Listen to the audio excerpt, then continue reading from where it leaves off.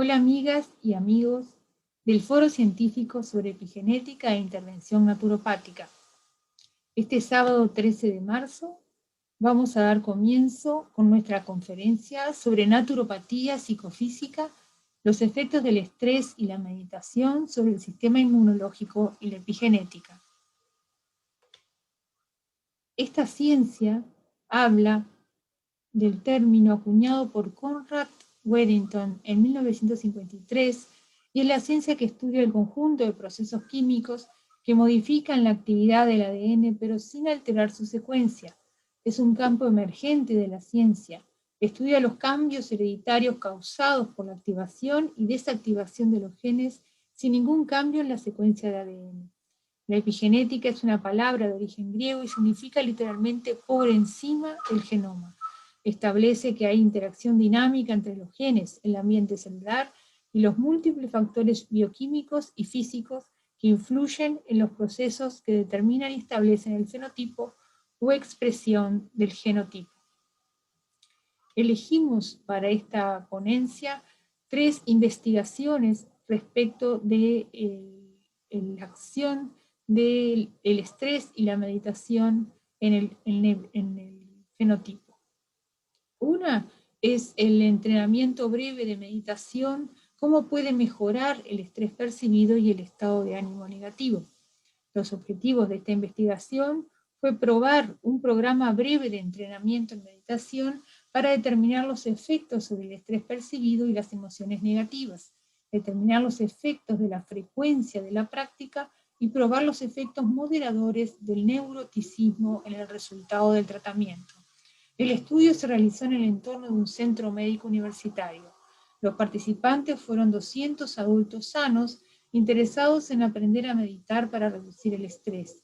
Se les enseñó una técnica de meditación simple basada en mantras en 4 reuniones de grupos pequeños de 1 hora, con instrucciones para practicar durante 15 a 20 minutos 2 veces al día. La instrucción se basó en un modelo psicofisiológico de la práctica de la meditación y sus efectos esperados sobre el estrés. Las medidas que se utilizaron para obtener el resultado fueron medidas de seguimiento mensuales y de referencia del perfil del estado de ánimo, escala de estrés percibido, inventario de ansiedad del rasgo del estado e inventario breve de síntomas. La frecuencia de la práctica se indexó mediante calificaciones retrospectivas mensuales. Se evaluó el neuroticismo como un posible moderador de los efectos del tratamiento. Los resultados fueron que las 4 medidas de resultado mejoraron significativamente después de la instrucción, con reducciones desde la línea de base que variaron del 14% en el STAI, en el inventario de ansiedad rasgo del estado, al 36% BSI. La práctica más frecuente se asoció con mejores resultados. Las puntuaciones de neuroticismo basales más altas se asociaron con una mayor mejoría. Las conclusiones: la evidencia preliminar sugiere que incluso una breve instrucción en una técnica de meditación simple puede mejorar el estado de ánimo negativo y el estrés percibido en adultos sanos, lo que podría producir beneficios para la salud a largo plazo. La frecuencia de la práctica afecta el resultado. Quienes tienen más posibilidad de experimentar emociones negativas pueden beneficiarse más de la intervención. Otro trabajo, otra investigación muy interesante que elegimos para este foro científico fue los efectos del estrés y la meditación sobre el sistema inmunológico, la microbiota humana y la epigenética. El contexto de la investigación es que a nivel mundial más del 25% de las personas se ven afectadas por trastornos de ansiedad y depresión. La meditación está ganando popularidad en entornos clínicos y la eficacia de su tratamiento se está estudiando para una amplia gama de dolencias psicológicas y fisiológicas. Una exploración de la fisiología del estrés es un precursor esencial para delinear los mecanismos subyacentes a los efectos beneficiosos de las prácticas de meditación. El objetivo la revisión describe un modelo de procesos fisiológicos interconectados que podrían apoyar la inclusión continua y la expansión de la meditación en el tratamiento de diversas afecciones médicas e investigar el papel que puede desempeñar la microbiota intestinal en la relación del bienestar a través de la meditación. Los autores realizaron una búsqueda en una base de datos de literatura científica con el objetivo de revisar el vínculo entre las técnicas de manejo del estrés y la microbiota humana. Su objetivo también era identificar el alcance de las reacciones epigenéticas subyacentes en estos procesos. La revisión se completó en aproximadamente 2 años. El entorno de estudio se llevó a cabo en la Universidad de Nueva York, la Universidad de California, San Diego y la Fundación Chopra. El estrés psicológico que se vio en los resultados generalmente desencadena una respuesta de lucha o huida, lo que provoca la producción de hormona liberadora de corticotropina y catecolaminas en varias partes del cuerpo, lo que finalmente perturba la microbiota. En ausencia de estrés, una microbiota sana produce ácidos grasos de cadena corta que ejercen efectos antiinflamatorios y antitumorales. Durante el estrés, una población microbiana intestinal alterada afecta la regulación de neurotransmisores medida por el microbioma y la función de barrera intestinal. La meditación ayuda a regular la respuesta al estrés, suprimiendo así los estados de inflamación crónica y manteniendo una función de barrera intestinal saludable. Las conclusiones de esta investigación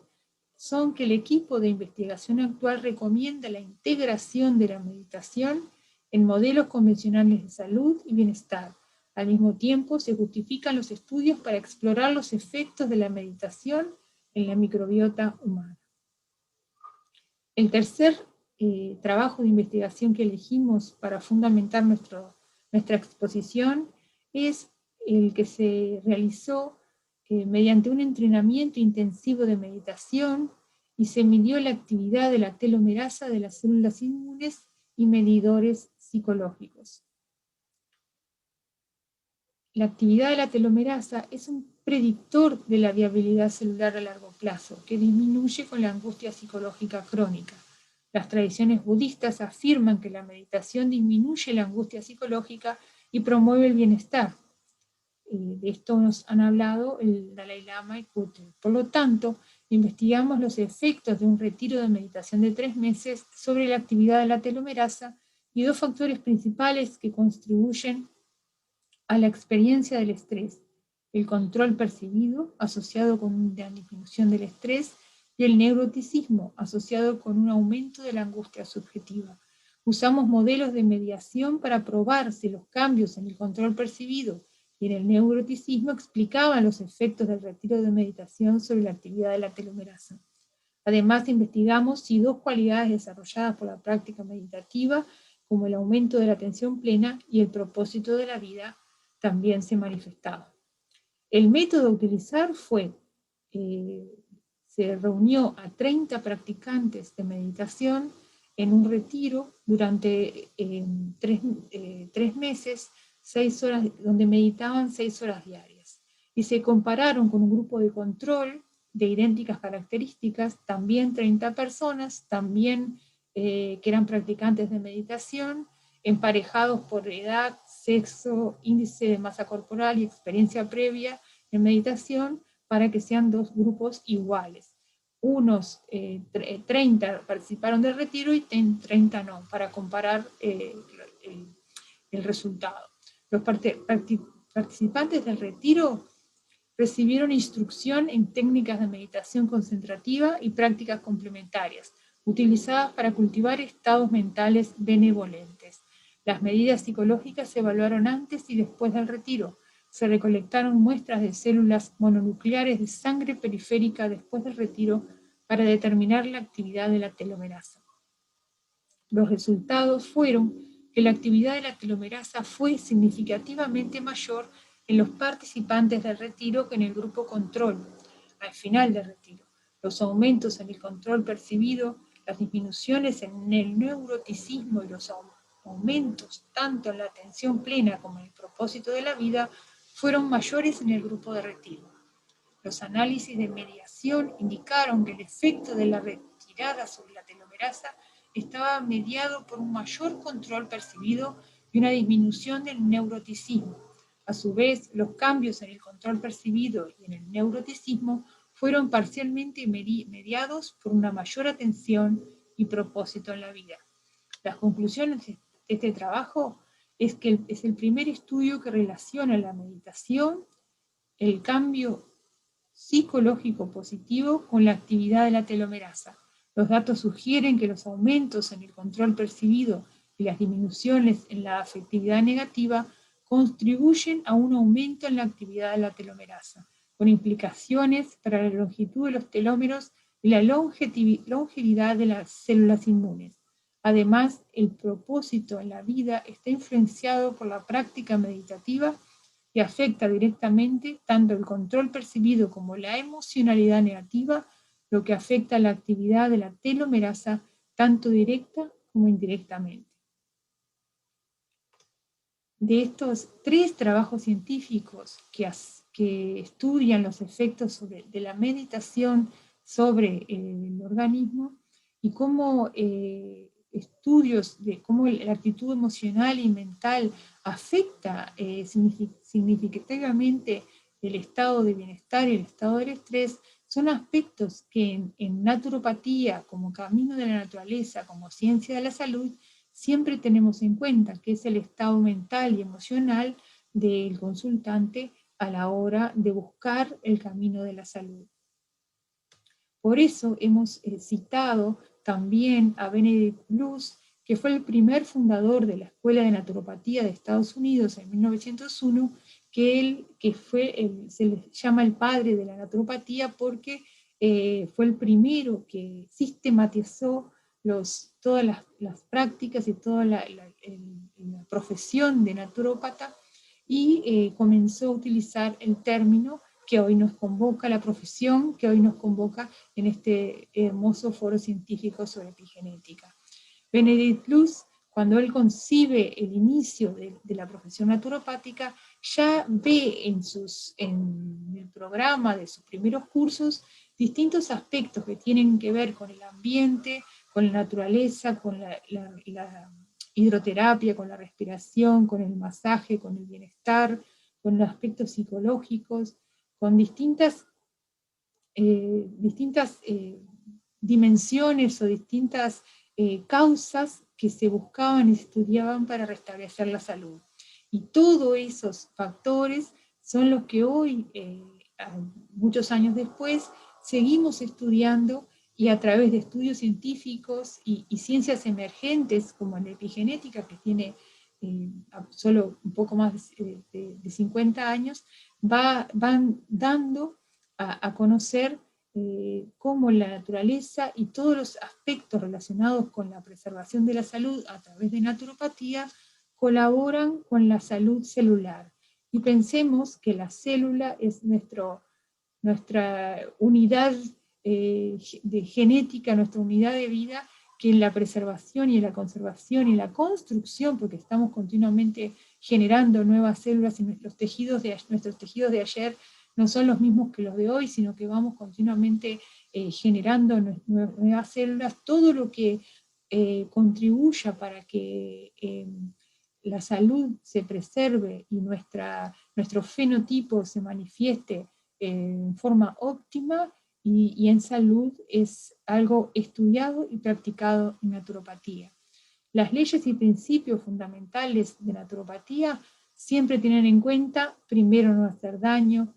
el poder curativo de la naturaleza, la fuerza medicatrix de la naturaleza, como todo lo que está encerrado en nuestro propio cuerpo, cada vez que estudiamos en anatomía, en fisiología, todas las posibilidades de nuestro organismo en forma natural, sin alteraciones externas ni artificiales, como nosotros buscando los medios adecuados, buscando una correcta alimentación, un correcto estilo de vida, inclusive hasta la utilización de agua en forma adecuada, todo lo que vamos utilizando para mejorar nuestra salud, todo eso va a dar un buen resultado a nivel de nuestras células y a nivel de nuestro bienestar. Entonces, siempre en naturopatía buscamos tratar la causa, buscamos tratar a la persona en su totalidad, y aquí también esta ciencia de la epigenética se aúna con nuestros conocimientos, porque toda la influencia externa general de la persona y todo lo que tiene que ver con sus emociones, con su mente, confluyen para que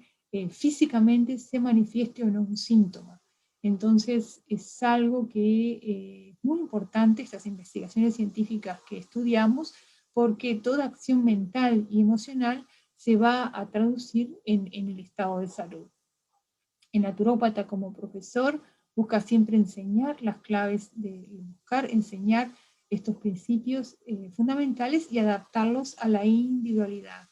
que es algo muy importante en la naturopatía. Y trabajar siempre la prevención, o sea que si hay un ambiente adecuado, si estamos alimentándonos correctamente y viviendo en salud y en bienestar,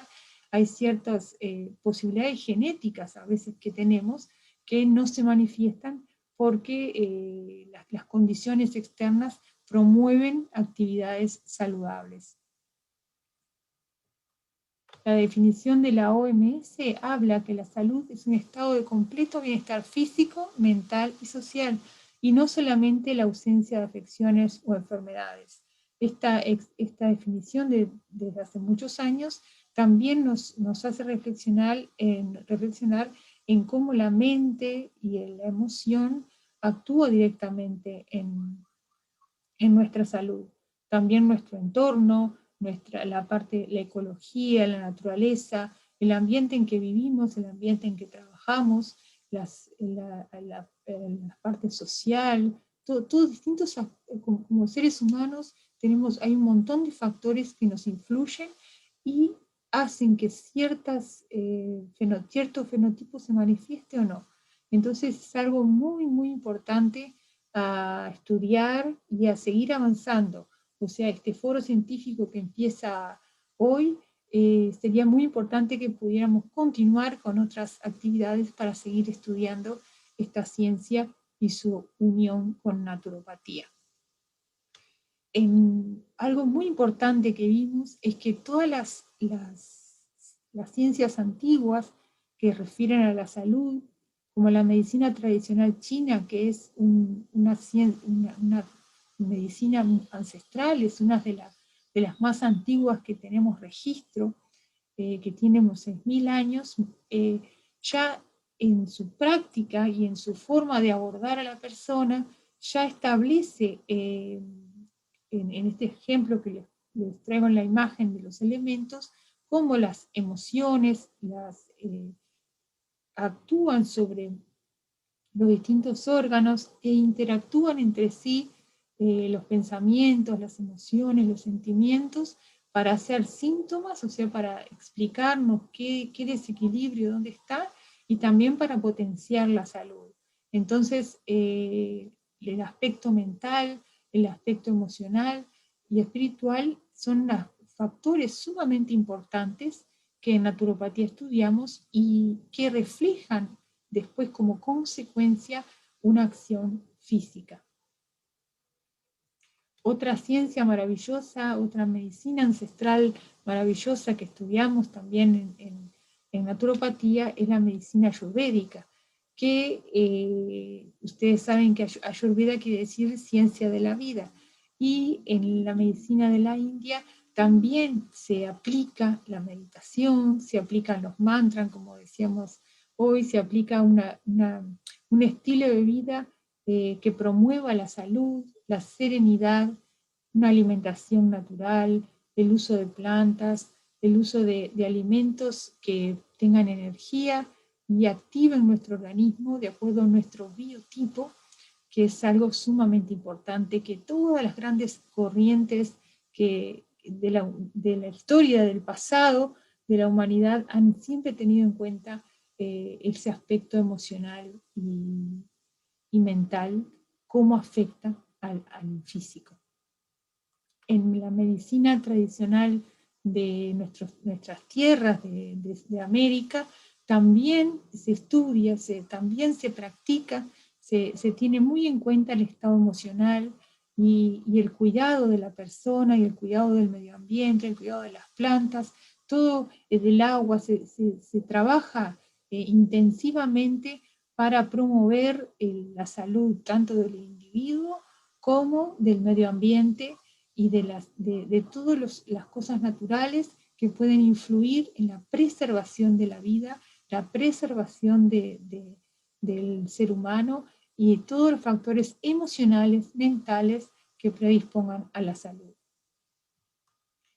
Ciencias modernas, como la física cuántica, han estado investigando y se abrió un campo de mucha investigación y en los nuevos conceptos y paradigmas que hablan cómo el observador cambia el fenómeno, cómo cambia el observador, es parte activa en el cambio de la materia o la definición de la acción del observador sobre lo físico. Y eso es algo muy interesante que está investigándose y que también nos señala cómo la mente, la emoción y la conciencia cambian los aspectos físicos. Hay dos médicos que han investigado mucho también en los aspectos emocionales y energéticos y cómo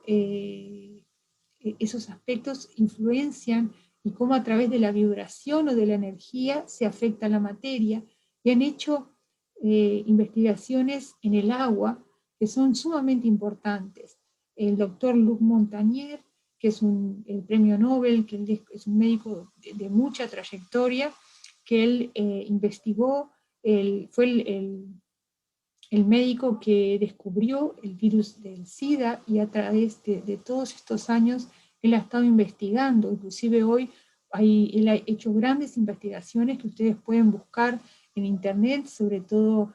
sobre situaciones actuales de la pandemia y de distintas informaciones. Él ha hecho mucha investigación y mucha reflexión, y una de las investigaciones que nos son muy importantes, es muy importante, es cómo él estudió y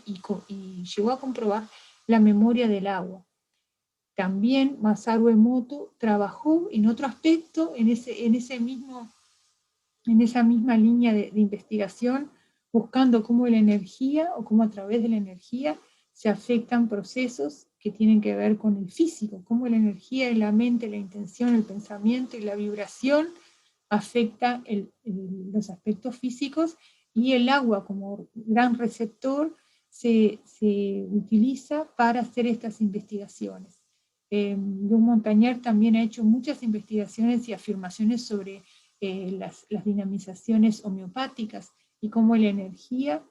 se mantiene distintas, más allá de las diluciones homeopáticas, de las dinamizaciones, cómo se mantiene la energía de la cepa original. Y así los científicos están trabajando cada día para encontrar información para entender cómo el campo de la energía, de la emoción, del pensamiento afecta la materia, y es un campo de investigación muy amplio. Masaru Emoto nos maravilla con las fotos que él ha hecho con sus imágenes del agua congelada en un microscopio a gran aumento, como la intención, el pensamiento, la palabra, cambia la forma geométrica y la estructura del agua. Él, una de sus investigaciones, hizo muchísimas investigaciones, y hay varios libros de él que tenemos la suerte de tener. Él explica muchos de sus trabajos investigados que ha hecho, y hay uno en particular que nos llama mucho la atención, y que es que él saca fotos del agua de una presa en Fujiwara, y después vuelve a sacar la foto de la misma agua, del mismo cristal congelado, pero del agua después que fue, de que un grupo de de monjes realizara una oración, y realizara mantras y realizara una meditación en torno al lago. Entonces, en torno al lago de esa presa se hizo esa práctica energética de meditación y se vio que después el agua del lago ya formaba los cristales. Entonces hay distintos científicos en distintas partes del mundo que van avanzando en investigaciones sobre la acción de la mente y la emoción y la intención en el agua y en el físico. También todos conocemos lo que son los estudios de Hahnemann en cuanto a la homeopatía, los estudios de Edward Bach en cuanto a los sistemas florales, y cómo los distintos sistemas florales del mundo han estado estudiando también esa acción de la energía sobre la materia. La ciencia hoy día, como decíamos, está avanzando en gran manera, buscando en las distintas investigaciones los factores que predisponen a la salud y a la enfermedad. Esos factores pueden ser medidos por esas primeras investigaciones científicas que mostramos, entre esas investigaciones científicas, entre la sabiduría ancestral y entre las prácticas de cuidado de la naturaleza y potencializar la fuerza vital y la energía de nuestro organismo, vemos que la práctica de la meditación pasa a ser muy importante para controlar, para regular los niveles de estrés. Sabemos que el estrés es necesario, pero en su equilibrio y en su momento adecuado. Hoy día la sociedad nuestra cada vez la balanza se inclina hacia condiciones estresantes y eso hace que nuestra salud se afecte. La práctica de la meditación y lo que es la visión del cuerpo, cómo afecta la emoción y el pensamiento, debe ser estudiado cada día más, y la vida artificial en las ciudades y con muchos estímulos visuales, estímulos de las pantallas, el ritmo acelerado, artificial y el contacto con ambientes que no predisponen a la salud, vamos viendo que cada vez se ven más afecciones por este ritmo acelerado y estos índices de estrés tan grandes. Nosotros siempre tenemos el preconcepto que para practicar la meditación hay que irse a un lugar lejano, o hay que estar en un monasterio, o hay que estar en la naturaleza. Si se puede, formidable, porque son lugares que energéticamente y estar en la naturaleza siempre nos da beneficio. Pero también la meditación en sus primeros pasos se puede practicar también en el hogar. Podemos incluir prácticas de meditación, prácticas de respiración profunda, prácticas de concentración, de tratar de estar aquí ahora. Cuando la mente nos transmite mucha ansiedad, cuando los medios nos transmiten mucha ansiedad, hoy día con esta situación actual que estamos viviendo de pandemia y de preocupación, nerviosismo, estrés, miedo, todos esos factores hacen que nuestro cuerpo se afecte, nuestra inmunidad se afecte, y debemos accionar positivamente para nosotros, para nuestra familia y para nuestro entorno. Entonces, incluir momentos de relajación, momentos de contacto con la naturaleza, son muy positivos. Por más que no sepamos una técnica de meditación específica, ya que la meditación en sí es un estado que se aprende por la práctica, y si bien no saben, de repente hay personas que saben, tienen la técnica, otros que no, pero si no, lo que podemos hacer es incluir en nuestra práctica pequeños espacios en nuestro hogar que podamos estar tranquilos, o espacios de serenidad, que podamos respirar profundamente e imaginar tanto la naturaleza, el mar, el sonido del viento, o estar en un bosque, en nuestra casa, en nuestro jardín, tratar de incluir en nuestro día a día momentos de relajación, momentos de estar lejos de las pantallas, como ahora que estamos mirando la conferencia, sino tratar por un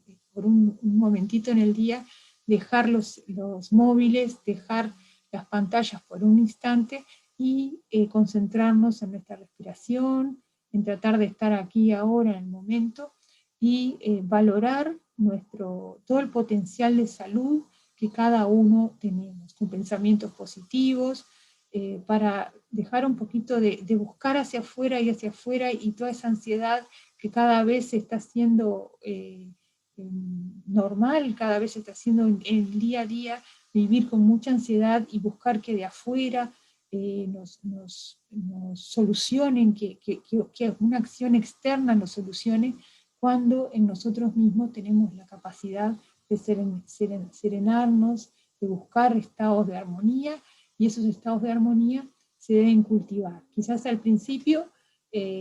puede ser que nos cueste un poquito estar serenos y tranquilos, pero después poco a poco podemos ir aprendiendo a generar esos espacios. Aquí también les ponía imágenes de distintas formas de generar espacios de tranquilidad. Si bien la meditación es un estado excelente, también la práctica del arte, de las manualidades, de la jardinería, hoy día que ha tocado estar a las personas mucho en sus hogares, bueno, buscar actividades que nos den beneficios, pero que no estar tanto ansiosos o en las pantallas, que eso predispone a estados de mucha ansiedad. Un tip que quería transmitirles también, una información, era que en nuestro hogar o en el espacio que utilicemos para hacer el ejercicio de respiración, que es solo estar tranquilos, respirar profundamente y tratar de, con ese ejercicio de respiración, calmar un poquito la ansiedad. Inhalar profundamente, respirar unos instantes y lograr que la respiración más serena y tranquila nos va a ayudar mucho. Solo ese pequeño ejercicio a calmar un poquito los ritmos acelerados, la ansiedad y el estrés, y podemos ayudar en nuestro ambiente, aromatizar con incienso, cedro y azahar. El incienso va a ayudar a nuestro sistema inmunológico y nos va a dar fortaleza. El cedro también nos va a ayudar, y el azahar ayuda a equilibrar estados de miedo, de ansiedad. Para con esa combinación de tres esencias podemos utilizarlas en hornillo, podemos aplicar un poquito de crema base y unas gotitas de esencia. Nunca los aceites esenciales se usan puros, siempre se usan bajo diluidos, y lo podemos aplicar en las manos, en los pies, y estar un momento respirando profundamente, tranquilos, y tratar de incluir en nuestro día a día momentos de calma y serenidad. También podemos utilizar la misma técnica, pero utilizando de repente aceite esencial de lavanda en la noche, para inducir estados también de bajar un poquito los niveles de ansiedad, que hoy día se está viendo grandes niveles de ansiedad. En la noche se usaría solo lavanda, que es una esencia que ayuda a todos y a todas, y siempre da beneficios. Acuérdense que siempre es de uso externo, ya que los aceites esenciales, para usarlos de otra manera, deben ser brindados por un especialista en forma individual. Pero en uso externo, en el aroma, en la aplicación de, como les decía, en los pies, en las manos, como un pequeño masaje, eso es muy beneficioso para toda la familia. Y dos plantas que quería traer a la conferencia, que también inducen estados de ánimo un poquito más serenos, más tranquilos, son la matricaria chamomila, o sea, la preciosa manzanilla, que esa se consigue en todas partes, y es una planta que, tomada en infusión, induce estados de serenidad, ayuda a bajar un poquito los ritmos, y ese puede ser utilizada por toda la familia. Y otra planta preciosa, pero que ya es de nuestras latitudes, es la Passiflora cerulea, o burucuyá en lengua guaraní, como se llama por estos lados, que aquí en Uruguay es una planta que crece en forma silvestre y se usan las hojas en infusión. una cucharadita de té en una tacita de agua en infusión ayuda a calmar los nervios, a serenarnos y a estar un poquito más tranquilos a la hora de descansar, a la hora de bajar un poquito los niveles de ansiedad para poder dar paso a que nuestro organismo, nuestro sistema inmunológico, nuestro sistema nervioso autónomo, que no esté tanto hacia el sistema simpático, sino que el sistema parasimpático también esté actuando y podamos equilibrar y predisponer a estados de acción, pero estados de relajación y descanso en forma equilibrada.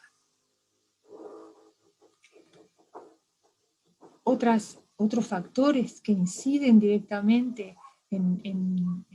nuestra salud y en nuestras células, en la salud de nuestras células, son los alimentos, como los arándanos, distintos alimentos que actúan a nivel celular. Entonces tenemos una gran responsabilidad a la hora de cuidar nuestro material, nuestra salud, que es un bien material, y todos los factores emocionales y mentales que actúan sobre nuestras células, sobre la replicación de nuestras células y sobre nuestro genoma, sobre la epigenética y todo lo que es la conservación del estado saludable. El té verde también es una planta formidable que puede ser utilizada como bebida en forma cotidiana y ayuda también a la salud de nuestras células. Entonces, ya para concluir, dejamos como reflexión que el camino de la naturaleza colabora, la naturopatía, con los estados de conservación de la célula, y que todo lo que sea artificial de la vida cotidiana, como que debe, muchas veces no colabora grandemente con los estados de salud. Entonces debemos ayudar a nuestro organismo a que preserve su calidad vital, su calidad energética, mediante estados de calma, buscando que los niveles de estrés en nosotros disminuyan para poder cuidar nuestro organismo y cuidar ese tesoro que es nuestra memoria celular y la expresión de esa memoria celular que es el fenotipo. Bueno, entonces les agradezco por haber escuchado esta conferencia. Esperamos encontrarnos en nuevos eventos. Les enviamos un abrazo desde la Escuela de Naturopatía del Uruguay, esperando que haya sido útil para todas y todos. Y es una maravilla el estudio de la naturaleza y el estudio de todos los factores que predisponen a la salud. Aquí está la bibliografía que utilizamos. Y tenemos también aconsejarles que en caso que quieran tener más información y estudiar la forma, de acuerdo a la individualidad de cada uno, la forma de restablecer la salud por medios naturales, puede consultar a su naturópata colegiado. Muchas gracias y nos vemos en próximas ponencias. Un abrazo desde aquí, desde Uruguay.